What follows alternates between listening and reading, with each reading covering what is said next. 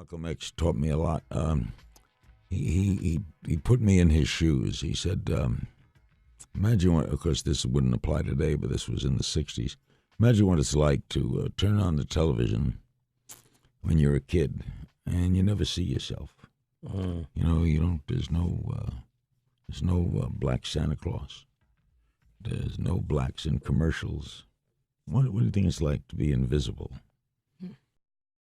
I'll never forget the first time I saw a Bong Joon-ho film.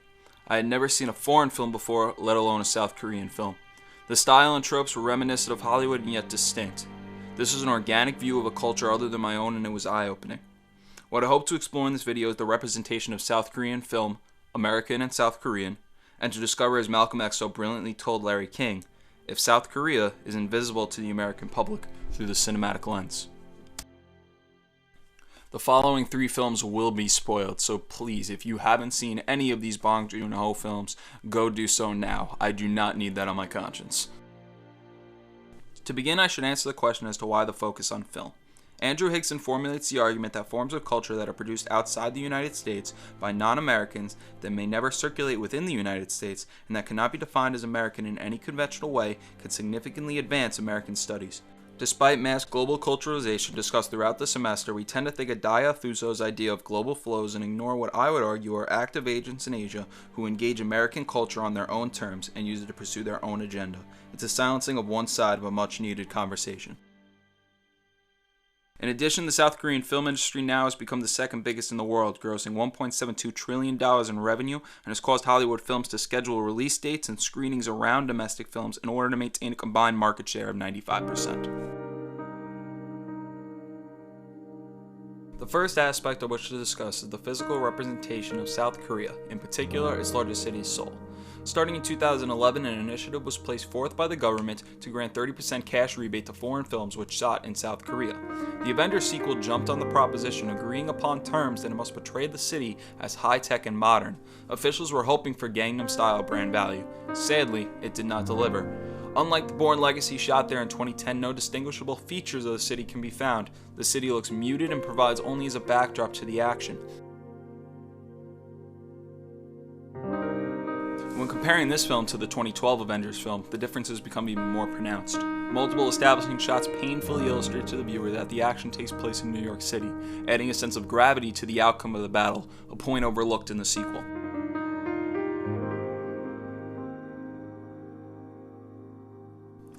Now, American cinema hasn't even attempted to explore the countryside of South Korea yet, but if they do, looking at the cinematic elements of the following 2 films would be a starting point, as well as incorporating the metaphorical implications of the landscape, but more on that later.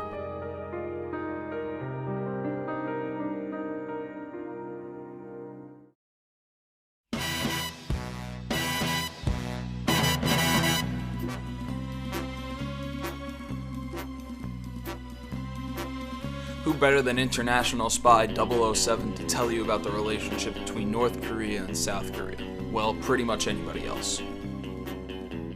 In 2002, the newest James Bond installment, Die Another Day, was released, and while its portrayal of North Korea as a war-hungry state was enough to cause controversy, the depiction of subordination by the South Korean army from an American officer telling them to defend their country was enough to ban it in 145 theaters and yield poor box office results.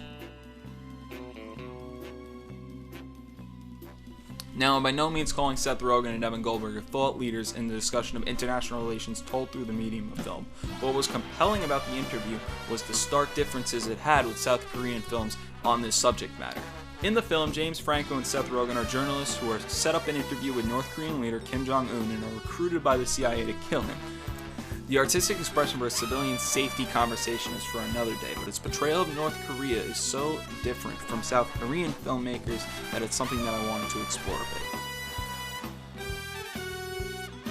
Take for example 1999's Cherie, a big-budget action flick by South Korean standards. It was a commercial and critical success for its story of spies from North and South Korea. It featured a romantic relationship between both sides from opposite sides, which was generally taken as a metaphor for the estrangement of 2 Koreas.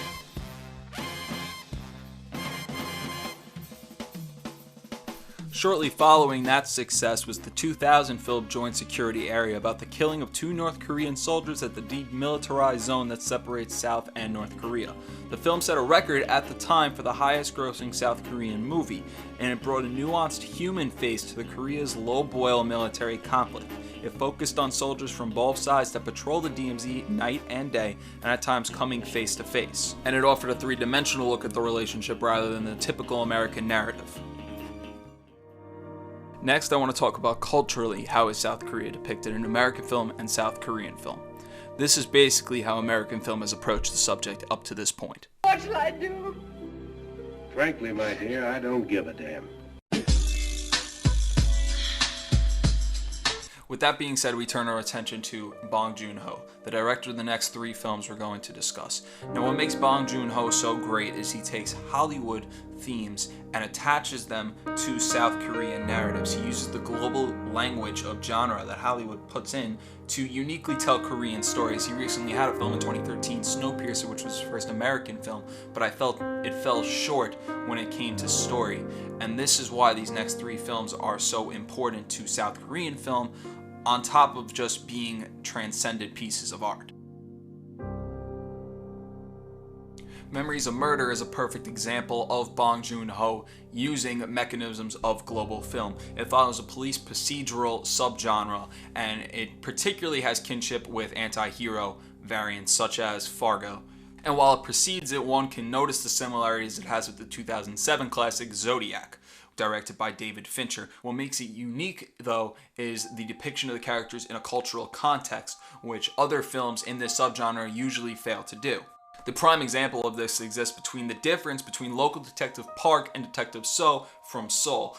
Basically, Detective Park consistently taunts So for his scientific method, accusing him of analyzing things like the FBI and sneering that brainy geeks like him can go to hell in America. And despite the nationalistic appeal of the accusation, the movie kind of flips itself, focuses on how So is the only one that gets anything done in the case, and pokes fun at Park's, in quotes, Korean knowledge and his way of doing things.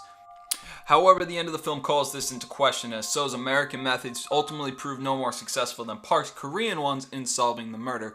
After this has been established and this half-respectful, half-resentful relationship to America is pointed out by Bong, we return to the original scene of the crime at the end of the movie. The embedding of the first victim in a field of rice symbolically makes the murders the death of Korean culture.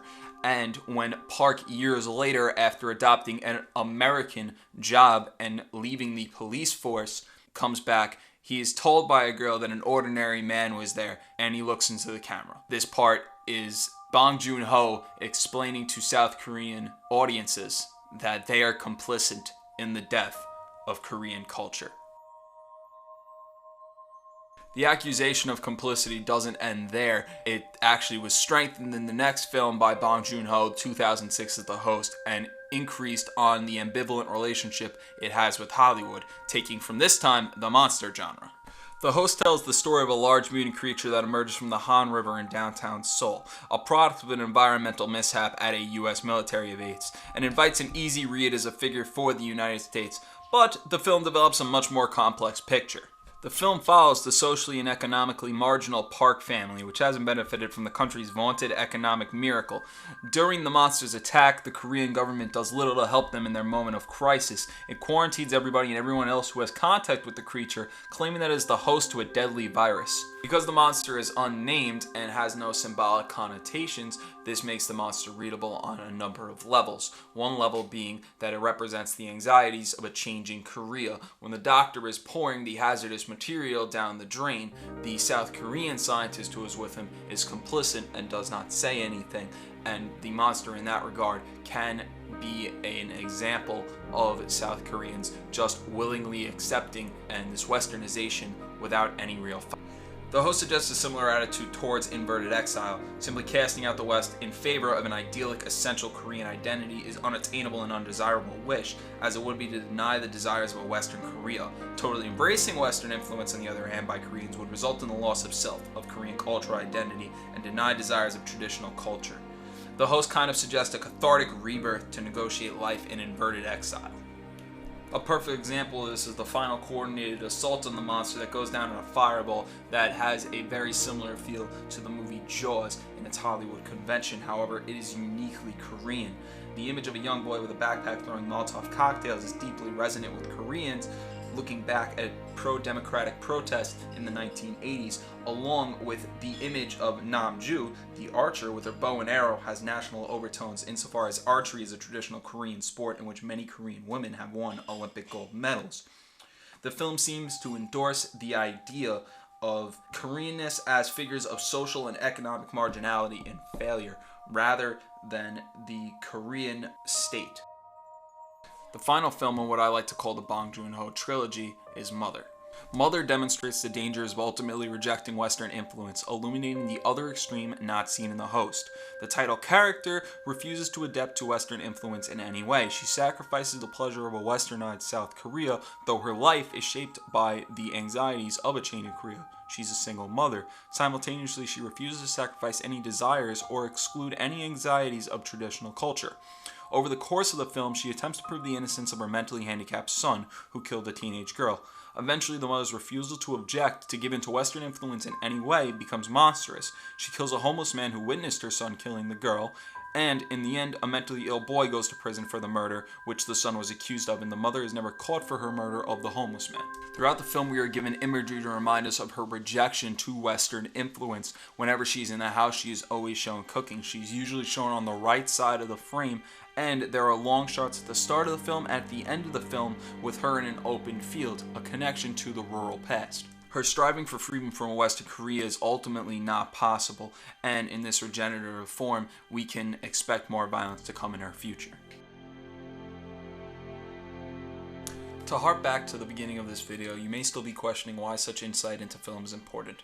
I believe film is the ultimate expression of oneself. It places all fears, anxieties, hopes, and dreams on the table and explores them.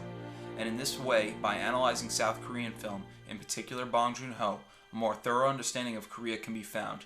An important step in de-Westernization is the grasping of this ambivalent relationship. In order for the rising tide of globalization to endure and prosper, respect in regards to our own actions and understanding must be shown in order to repair and strengthen our international relations.